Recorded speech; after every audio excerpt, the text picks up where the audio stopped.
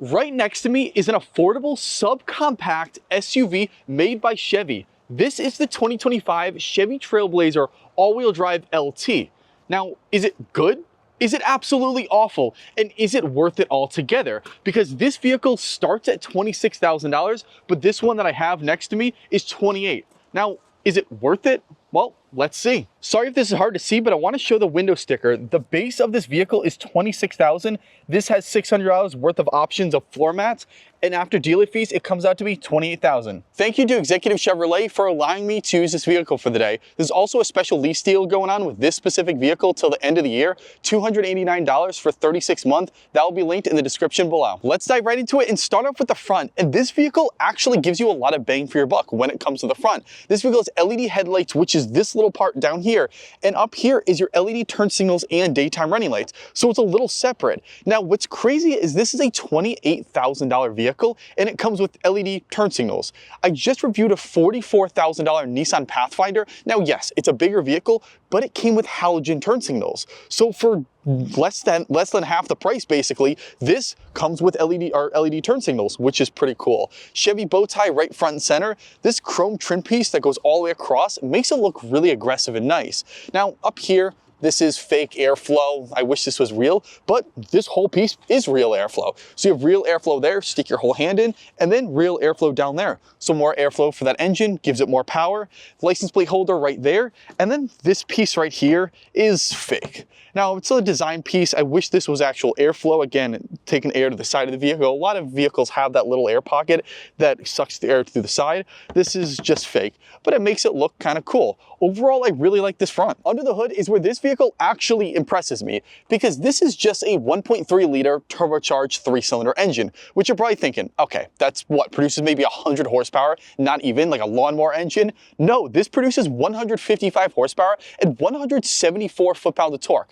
That's actually incredibly healthy numbers coming from this little tiny engine. It's all going through a 9-speed automatic transmission, and all that power is going to both front wheels because this is all-wheel drive. Now you can actually put it in front-wheel drive mode. So normally it's in front-wheel drive, you hit a button inside, which I'll kind of show you right now, and it switches to all-wheel drive. But this engine gives this vehicle a pretty healthy 27 miles per gallon on average. If you like cars just like me, can you hit that subscribe button down below? Only takes 1 second, helps me out a lot. Thank you. The key fob of this vehicle is very simple. It's the typical black plastic here, Chevy logo there. It's kind of like nice, like engraved. It looks like diamonds. It's not, but it looks like it. Then over here, you have this mesh material. So lock, unlock, the typical type of stuff that cars have. And then double tap the lock, hold this, and the vehicle should remote start.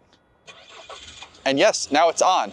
This does not have a trunk button on the key fob, and then down here, you have your panic button. For reference, I am just as tall as this vehicle, so this vehicle is 5 foot 8 inches. Now there is a roof rail up here, there is no sunroof up here, and then you have a little antenna. It's not a stubby shark fin antenna, an actual real antenna.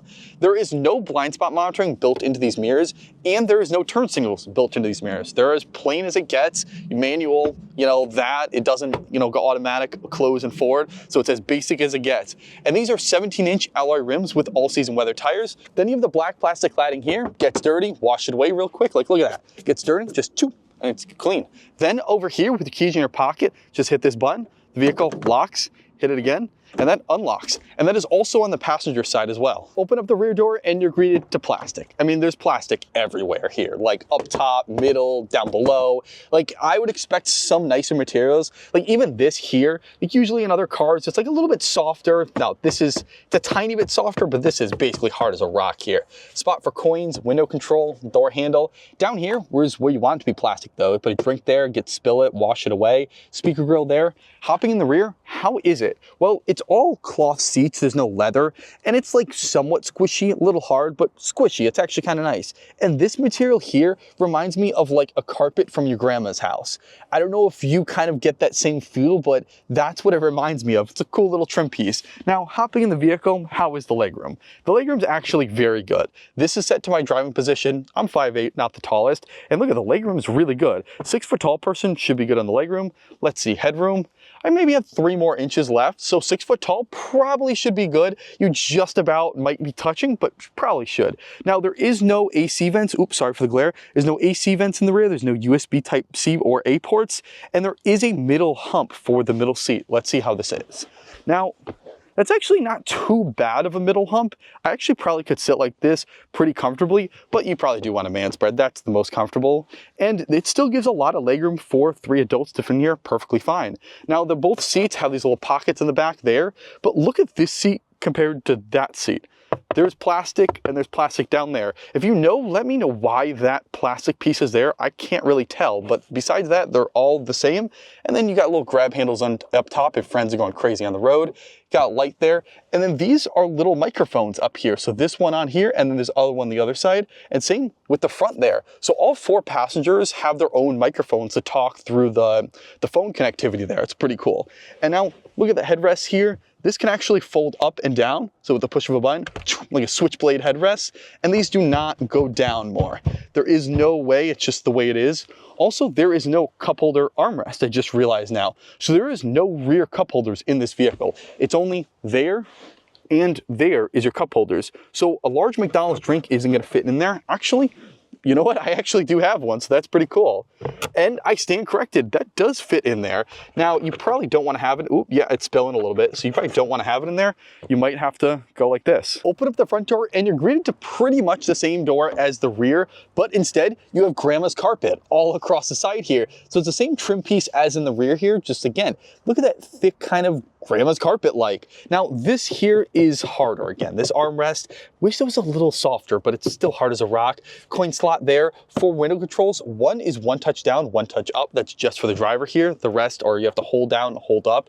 Mirror controls there. Door handle, lock, unlock.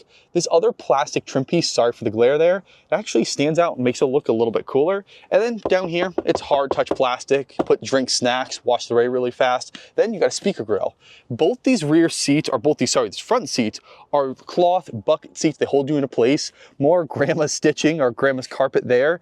And then they're both manual. So you have this up and down, that's tilt, and forward and back. Same with the passenger. Turn on the vehicle with a push to start and you are greeted to a full digital gauge cluster. Yes, this vehicle has a full digital gauge cluster just at $28,000, which is very cool. And it's not crazy big, but it's big enough, like the size of my hand here. You have your digital miles per hour there, digital RPMs that are made to look like an analog gauge, the distance we are with a car, engine temperature, the simple stuff. But you can change a lot of the things on the screen, but how? It actually took me a decent while to do that. You would expect this little thing, which I might think that this has to do with it, because I'm hitting this up and down and tapping it. That doesn't change anything. There's something to do with that and I can't figure out. But how do you change this screen? Usually, again, it's a button on the wheel. Well, no, you have to go here and then go to all these different settings. So maintenance. Let's say if I want the tire pressure up there, just hit this little thing, if it works, show in cluster, and it turns in there. But now you can't like move it around or anything. You have to, as far as I know, go back, remove from cluster, and it removes there. And also, as far as I know, there's only one thing you can select. So let's say, I want to go to gauges here. I want my battery voltage to show up perfect there. So it's there, but again, it just takes up the whole screen and I can't show it. Let's actually put 2 up. Let's see if I can put the coolant temperature up, showing cluster, and I still, again, I can't scroll through anything. So it's just the way it is, which is kind of odd. So you have that, and then you go to trip here, you go to trip information, fuel economy. So there's a lot of stuff you can go and customize and change, but it's very hard to do. I wish it was just a simple button and scroll through all of them. Now, doing that while driving is kind of crazy. You shouldn't do that. So I don't know why they put that in here. The steering wheel is a harder plastic. It is not heated whatsoever. And behind there, you would expect paddle shifters. These are actually control the volume and the radio. This here will do the volume, and that over here will control the radio. Now, some of your safety settings are cruise control, and then you have this will show the gap assist. So this little thing right here will beep at you if you're coming close to another vehicle and it thinks you're gonna crash. It'll start beeping, hey, saying, hey, stop, no, because it doesn't want you to crash. So that will adjust how close or how sensitive, I guess, that beeping will be. This vehicle has a backup camera with moving trajectory lines as well, which is very nice. It is not the clearest camera in the world, but it definitely gets the job done. And now when you back up to things, it's not gonna beep at you. It's gonna allow you to just run straight into them. So I wish it allowed you to, beep and said, hey, stop, don't hit it, because it would be nice. And there is no, what's it called, blind spot monitoring on this vehicle. I actually almost forgot to talk about this, but this vehicle has lane keep assist. Yes, not lane departure warning, lane keep assist. So when you're driving on the highway, let's say, and it detects 2 lanes, and you're going slightly out of the lane, it's gonna bounce you back into it. Now, this is nowhere near a self-driving or hands-free driving experience, but it is actually a very nice thing. So if you're kind of coasting off, it's gonna go boop, and just slightly bring you back into that lane. I would recommend always having your phone hooked up through Android Auto, Apple CarPlay, because that's gonna get your maps, your own music, your own other apps on it. It's really, there's nothing really else you can do with the touchscreen unless you have Android Auto, Apple CarPlay. Down below, you have AC controls and physical AC controls. Good job on that, Chevy. It's very simple, actually. Hot, cold, fan speed, actually extremely simple. A lot of other manufacturers make all these crazy dials and it's so hard to use. Super simple, but it is not dual zone. So the driver, I mean, all of it is centered to one thing. So if I want it extremely hot, well, everyone else in the car is going to have to be forced with extremely hot. Now down here, you have USB-C, USB-A port, a cigarette outlet, 12-volt port there. This does not have a wireless charging pad. On the higher trims, it does have it of the Trailblazer. And this is some more controls. So auto start stop, if you don't want that, turn that off. This is your lane keep assist, traction control. This is your little sport mode, and you go into a little sport race mode. You have the little flag, checkered flag right there. If I can actually zoom in, okay, it's not going to do that. But all-wheel drive button right there, and it brings it into all-wheel drive. Now, you do have a gear shifter that has a low mode and manual shifters on the side. So there is no paddle shifters on the steering wheel, but you do have it on the side here. So if you want to go into manual mode, parking brake right there, and there is 2 cup holder slots. So you can put a large McDonald's drink in there if you want. Now, there's another little storage pocket here. Let's see, does my camera kind of fits in there? Yeah, so it's, you know, a little spot for storage. And this armrest is relatively squishy, not as hard as this. This is even way harder, but it's a nice little squishy armrest. Open this up, you have storage, and then take this out, you even have more storage. Now, the rear of the vehicle is a totally different story than the front. You know how up front you had LED everything? Well, they said, you know what, we want halogen everything. So this turn signal, this brake light and turn signal are both halogen, where in the front, it's all LED. So it's a little flip-flop. I wish they kind of did, you know, one and the other, kind of mixed them together, but no, this is all halogen in the back here. Even this third brake light is halogen as well. You have your wiper blade there, the Chevy logo right front center, and then down here you have your LT badge on this side, and all the way on that side, which I'll pan to and show you, is your Trailblazer all-wheel drive badge. License plate holder, and that's it. There's no parking sensors on the back here like other vehicles have when you back up to stuff. This doesn't have it. It does have a backup camera, which I showed you earlier, but it doesn't beep when you back up to things. It doesn't have that. Right above the license plate holder here, there's a button, you hit that, and the trunk opens up. Now, it is a manual trunk. There is hydraulics that do help it, but you do have to lift it up all the way. Now, hopping in the back here, how big is it? Well, it fits 1 and basically a half a mat, so it's 1.5 mats. It's actually a decent amount of storage in this. You would think a smaller vehicle like this wouldn't have any storage, but there is. There's also a little pocket here, and then a little pocket on this side, so you can hide little stuff, store them there, keep them secure, and doesn't spill. I'm pretty sure it's like the size of a milk jug, so don't, you know, quote me on this, but I'm pretty sure you can put a milk jug in there, and it'll stay completely fine. Now, what if you want even more storage? Well, you can just hit this button, that little headrest comes down, and then hold this, and the seats come down easy like that. It's like a kid can do it. Just choop, choop, and then you're done. Now this gives you even more storage. So you can probably throw a whole cabinet in here, and then you can even lay down, have a picnic if you want. And let's see, did Chevy include a spare tire or a fix-a-flat? So lift this up, and there's a spare tire. So good job on Chevy on that. There's your tools. And what's also pretty cool is you would take this whole piece out if you want to. So just take it out. And I guess if you want to throw it out, you can put it away. And it also reverses. So now no one's, I don't think, talking about this, but a lot of Acura vehicles can kind of flip that around and have more of a, like, what's it called, type, a more rugged type, so you can put like cleats and stuff.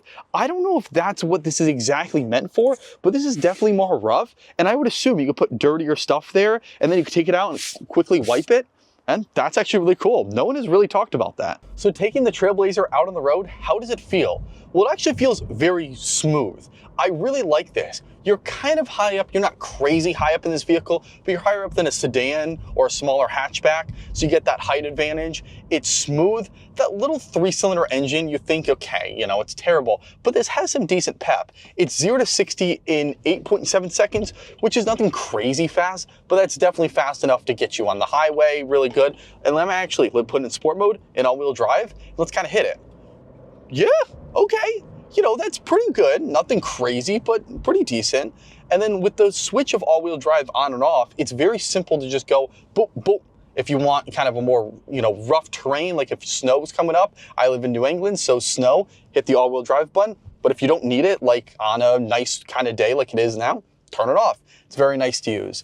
Also, how is the handling in this vehicle? Well, it's definitely bubblier. It's not like a sedan or a lower sports car where it's stiffer.